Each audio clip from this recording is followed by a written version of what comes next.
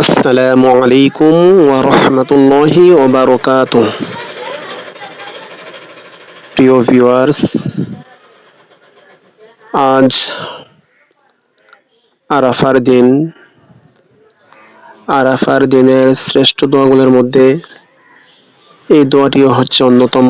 দোয়াটি হচ্ছে বিসমিল্লাহির রহমানির রহিম, লা ইলাহা ইল্লাল্লাহু ওয়াহদাহু লা শারীকা লাহ, লাহুল মুলকু ওয়া লাহুল হামদ ওয়া হুয়া আলা কুল্লি শাইইন কাদির।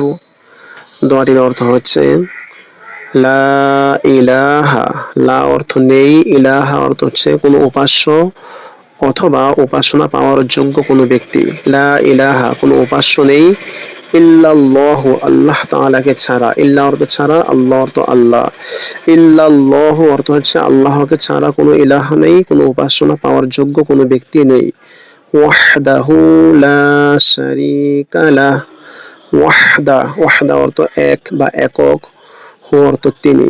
ওয়াহদাহু, তিনি হচ্ছেন এক বা একক। লা শারীকা লাহ, লা অর্থ নেই, শারীকা অর্থ হচ্ছে শরীক বা অংশীদার, লাহু অর্থ তার, তার। ওয়াহদাহু লা শারীকা লাহ অর্থাৎ তিনি হচ্ছেন একক, তার কোনো শরীক নেই। লা শারীকা, কোনো শরীক নেই, লাহু অর্থ তার, অর্থাৎ তার কোনো শরীক নেই। লাহুল মুলকু, মুলক অর্থ হচ্ছে রাজত্ব, লাহু অর্থ তার, অর্থাৎ লা অর্থ জন্য বোঝায়, লা অর্থ জন্য, হু অর্থ তার, লাহু অর্থ হচ্ছে তার জন্য, অথবা শুধু তার বলল হয়। লাহুল মুলকু, তারই রাজত্ব। ওয়ালাহুল হামদু, হামদু হচ্ছে সমস্ত প্রশংসা, ওয়া অর্থ এবং, লাহু অর্থ তার। ওয়ালাহুল হামদু, এবং তার সমস্ত, তারই জন্য সমস্ত প্রশংসা, অথবা সমস্ত প্রশংসা তারই।